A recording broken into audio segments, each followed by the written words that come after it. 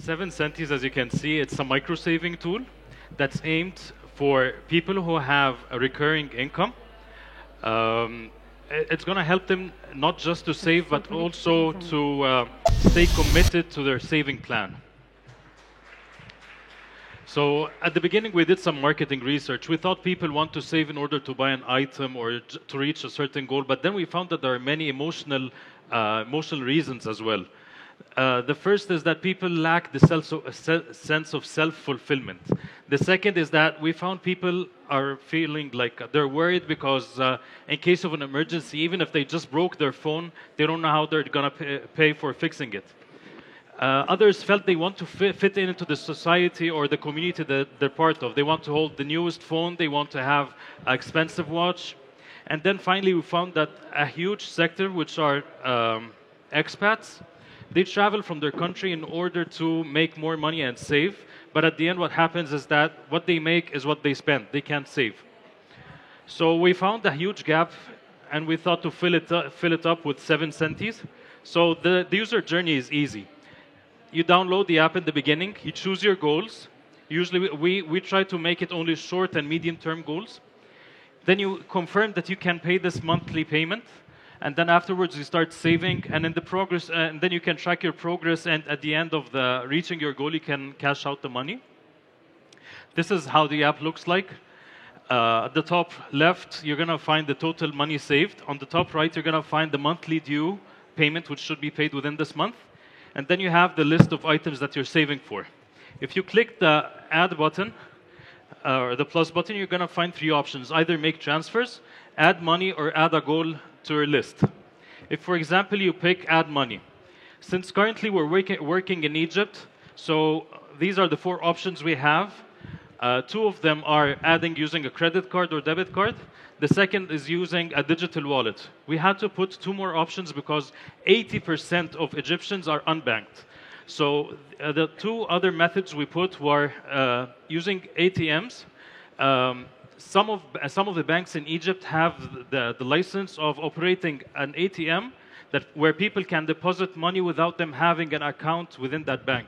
So usually what happens is that you have to have an account and then transfer from this account to the other. But then they're allowed to, you can put money into an account even if you don't have an account there. The other thing we have is that there are payment kiosks in Egypt spread all over. There are around 22,000 points of sales all over Egypt.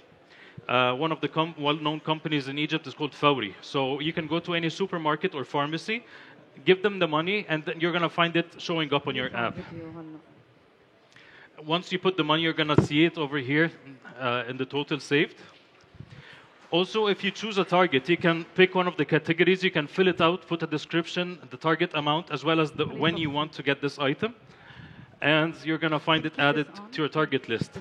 You can also pick an item from the market, which we serve on our application. Michael, time's up. Sorry. The judges have 2 minutes to ask questions. So what is the next logical step for after the Egyptian market, and how was your approach to partnerships in those new geographies? After the Egyptian market, we're seeking to go to the GCC, and then afterwards other countries. But we're starting with the GCC, where we found that especially there are many expats working in the Gulf, and this is the target market we're seeking. How many active users?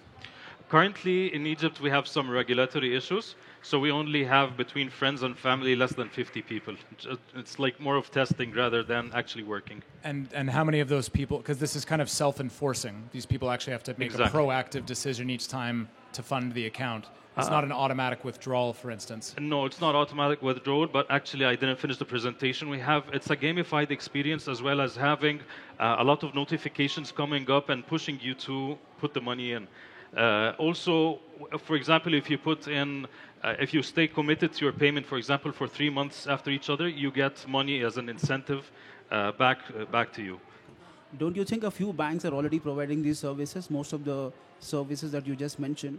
What's your USP, if at all you want to expand in GCC? Because many of the banks have these services in GCC. Actually, the problem with banks is that they're looking for bigger bulks. We're working with micro-saving. So in Egypt, you can put 50 pounds, 100 pounds. Usually banks, you can't go in and put 50 or 100 pounds. You have to put at least 1,000 pounds in. So this is where we're trying to find the niche where only we're searching for micro savings. And what is the interest rate that you're that people are earning on this platform? Expecting from us? Yeah. We're actually not allowed by the government to give an interest rate. So what we do is we say we give gifts. These gifts are depending on the commitment of people. So if you're committed, for example, for 3 months consecutively, we give you, for example, 3%, and so on. It keeps on increasing on how much you use the commitment or the consistency of your savings. Gross profit Thank margin. you. Thanks, Michael Azhar from Egypt. Thank you. Thank you.